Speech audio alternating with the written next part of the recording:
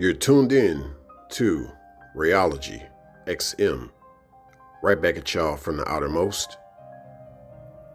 Nowadays, you have a lot of people talk about how they made it on their own without any help or without any support.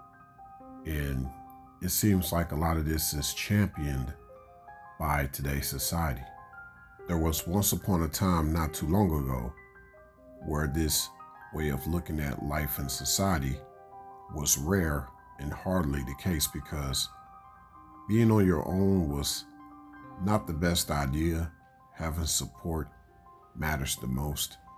But over time, we've all decided to do things ourselves and to be by ourselves for whatever reason. Whether we take pride in it or we were forced to be that way because we were around others that were more selfish. And here's another thing. A lot of people have been talking about self-healing lately, going on these healing journeys, especially when it comes to relationships and stuff like that. When actually the true healing comes from being in the relationship in the first place. When you finally find somebody you can relate with. The thing is, if you're with somebody you can't relate with, well, they're not going to help you with your healing. That's a no-brainer. And I say that to basically say, this should not stop you from healing with the right person versus you saying you want to heal by yourself. Obviously, you're not going to get the healing with the wrong person around, and you're not going to get the healing being alone either. You might get self-treatment or self-remedied, but not fully healed. Sometimes that's good for some people, though. At least you're on that journey, the healing journey. Doesn't mean you're going to be fully healed, but part of that healing journey does start with self, but eventually it incorporates the right person for you to be around.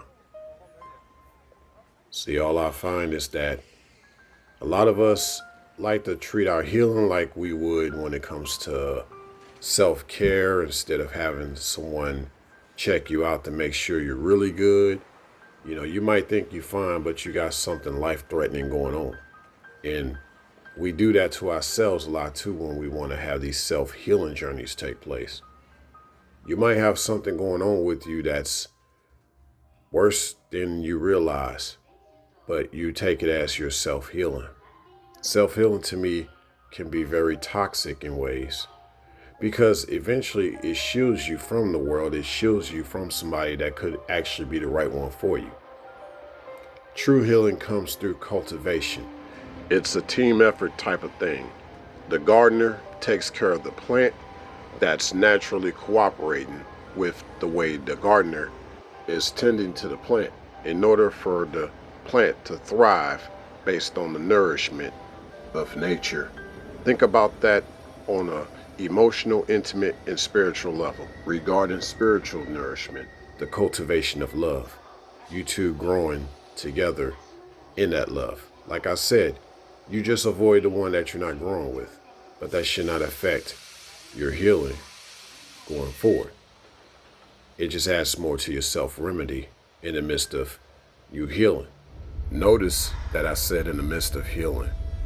Self-remedy should not substitute healing, nor replace healing with the right person, especially when you find the right person. By yourself, you're only going to heal so much. A lot more patches and band-aids than expected. You could travel the world and give yourself many gifts, and all it takes is one trigger to reopen those wounds. A lot of us are forced to isolation due to the lack of connectivity out here. So a lot of us will continue to walk around with untreated wounds in our lifetime, even with a lot of us thinking we know it all and know how to do things and cope with things on our own. Keep that in mind, and thanks a million.